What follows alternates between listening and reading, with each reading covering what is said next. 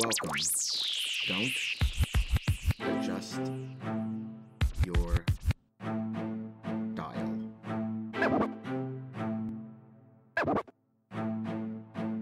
Welcome everyone to the Lofi Poli Sci podcast. I'm your host, Michael Pickering. That's right. Lo-fi as in low fidelity, low quality, in your face, messy as can be global news show. Here we're going to talk about that famous question, what's going on in the world today? And it's Wednesday. Time for that lo-fi global news, fresh off that press, coming at us from the Asia section of NPR. Japan to dump wastewater from wrecked Fukushima nuclear plant into Pacific Ocean. The year was 2011. The earthquake, a 9.0 magnitude, and the Fukushima nuclear plant was wrecked. There's over 1 million tons of water in the nuclear plant that's still radioactive, but has been treated and is going to be treated and diluted even more, but in 2 years, and a process that's going to take decades. Japan's going to release that water slowly back into the Pacific Ocean.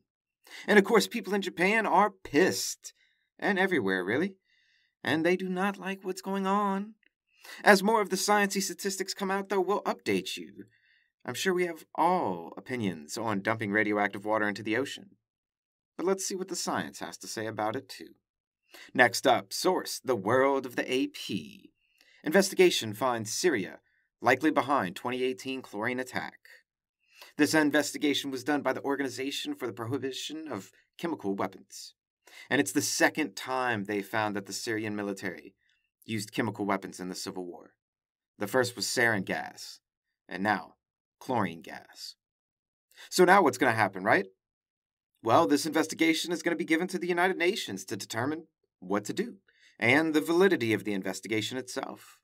Syria, of course, denies it. Russia, of course, backs up the Syrian government. And there's your veto at the UN Security Council for anything being done about this. Although that's all theoretical. However, highly probable. It's crazy to think that we as human beings can agree that chemical weapons are bad. But when someone uses them, we can't seem to decide what to do, if anything. We'll let you know as we find out more and see what's really going to happen about this.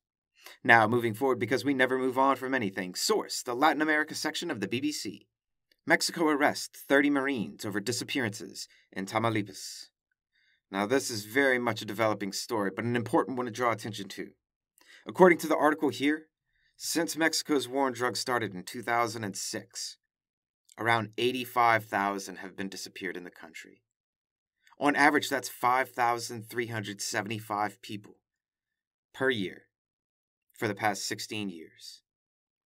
About 15 people per day.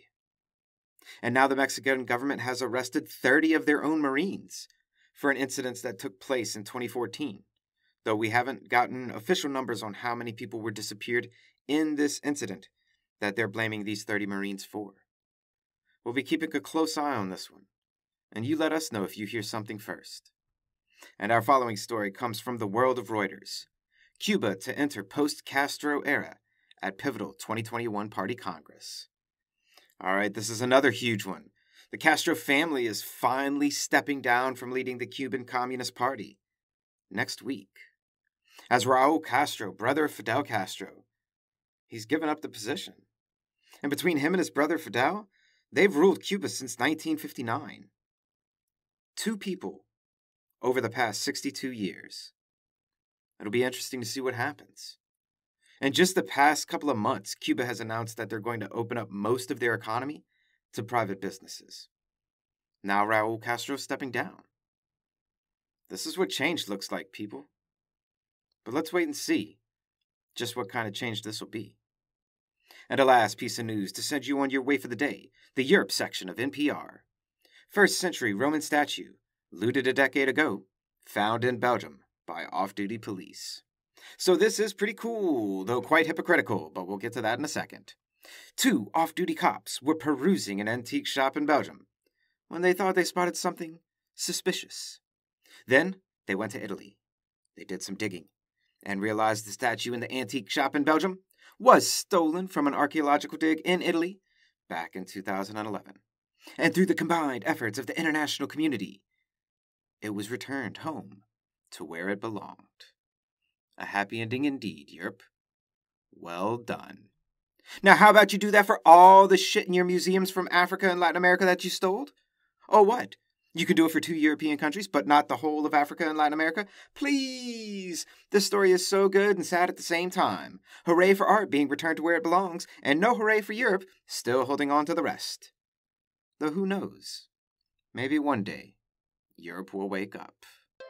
And that's a brief snapshot of what's going on in the world today.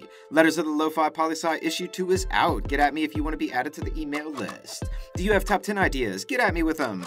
Do you have good news to share? Share it with us. Interested in being a co-host? Interested in a flashcast, live stream, episode takeovers? Always remember that Lofi Poli Sci is more than just me. It's the we that we be. Peace and well-being to all my human beings out there. Much love and always the best. Pickering, signing off.